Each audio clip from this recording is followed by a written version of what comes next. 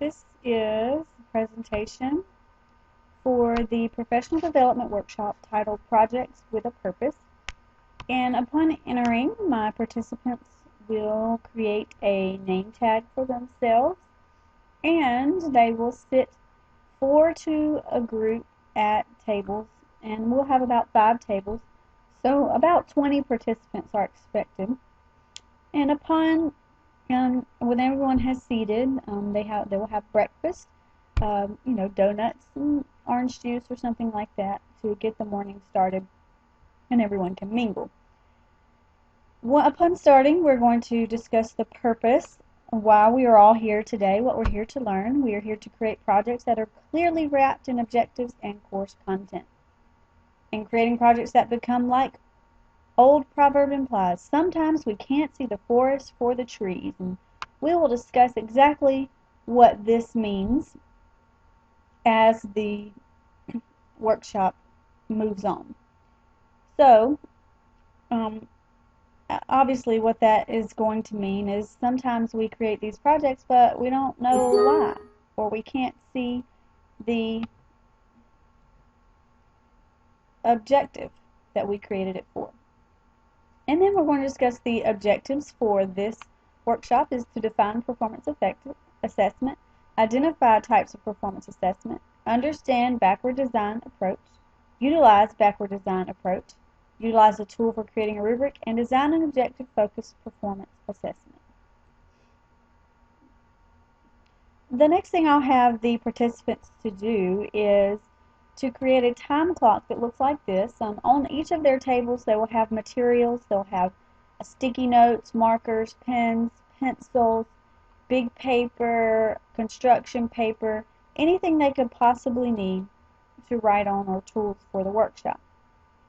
With one of the pieces of construction paper, I'll have them draw this clock, and they will make appointments with someone at each of these times. Now, if I make an appointment with Tom, then he must also make an appointment with me at 12 o'clock.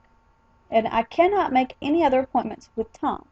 Another stipulation to this activity is they cannot make appointments with someone at their table. They must make appointments with someone that's not sitting at their table. So once we've done this, we'll come back to the whole group.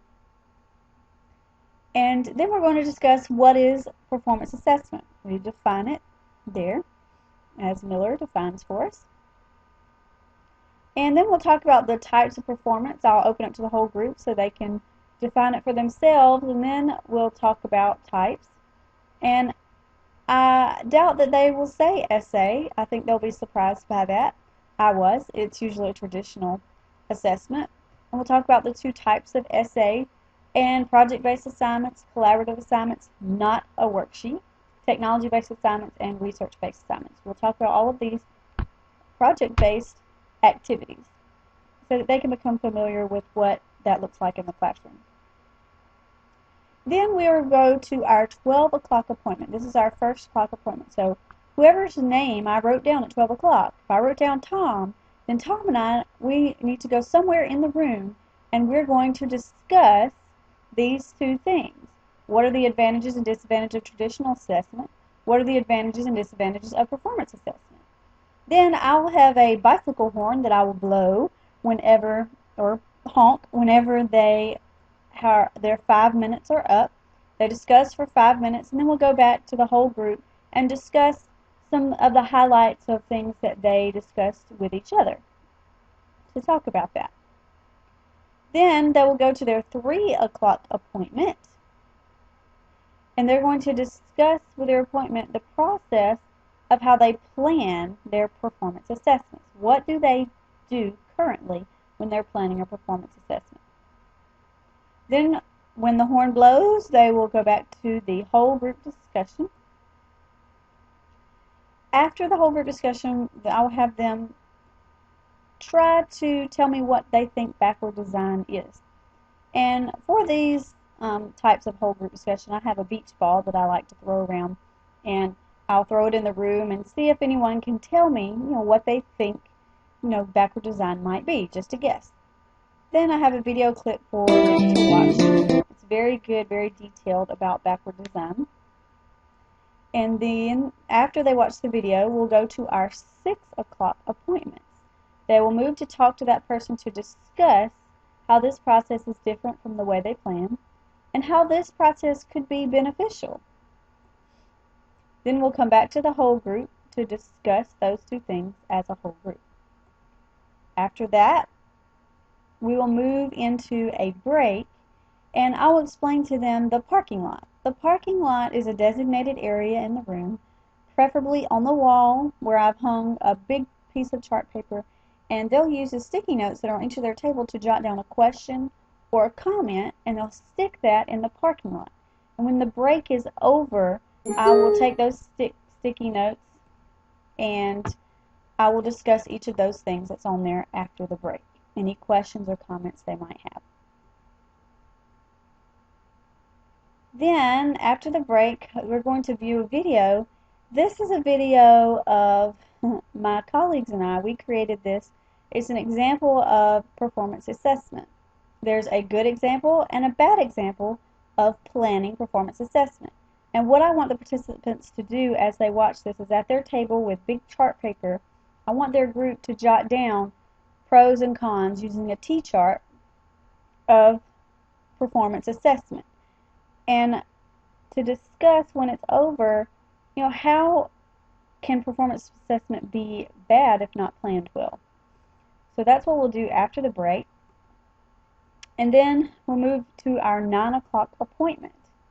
And I want them to discuss their disbelief, their fears, and their reality in relation to project assessment.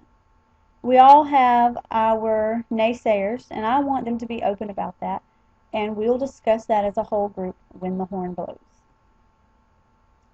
And moving to the next section, it's a new activity called Round Robin, and they're already in groups of 4 at the table. We have 5 groups, and what I've done is placed 5 objectives on large paper. And with their groups, they are going to rotate to each objective to answer a question about each one. This ensures that at each question they'll have a different objective and a different question at each rotation. And during this I will play music so they know when they need to stop. And the objectives that I've chosen are from geometry, social studies, English, science, and physical education. As they rotate, round 1, they will give me the main learning goal for this objective.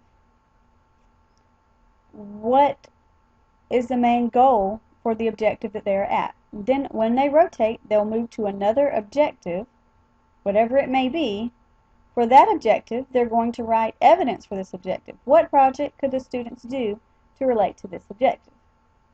Then at round 3, the group will move. What instructional strategies could they employ before the objective or before the actual project begins? What instructional strategies do they need to take on? Then round 4, they're going to identify the level of blooms associated with these activities for whichever objective they're at. Now remember, they didn't write the activities, a different group did. So they have to evaluate what the other groups wrote down.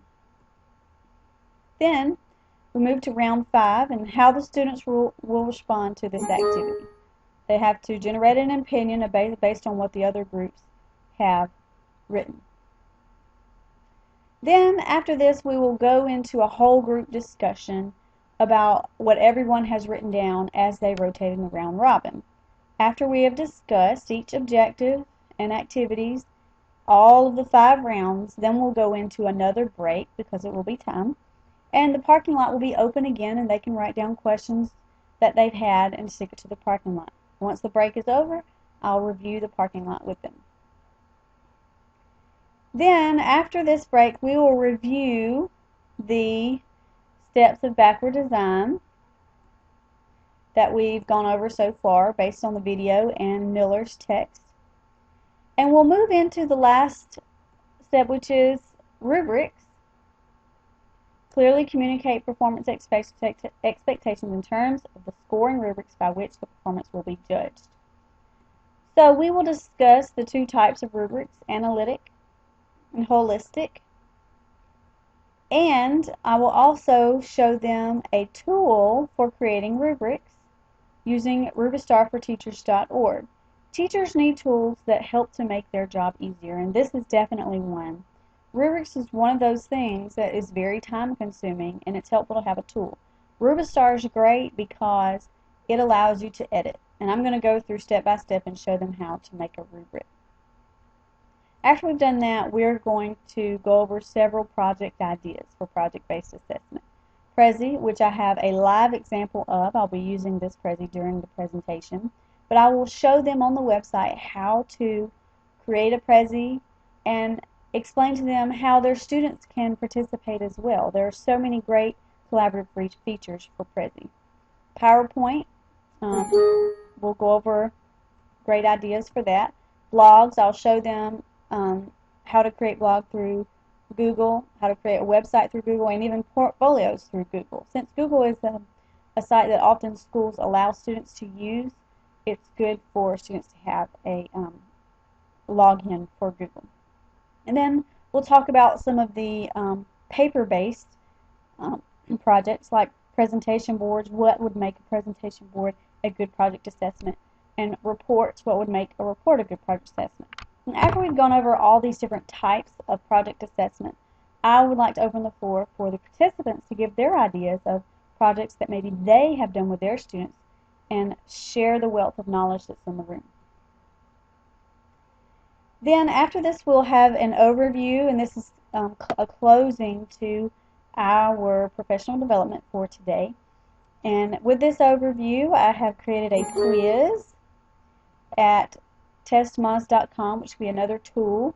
It's a free quiz maker, and we'll go through this quiz, and whoever can answer the questions first will win a prize. I'll have a bag full of goodies, candy bars, grading pens, sticky notes, anything that teachers might love, and whoever can answer the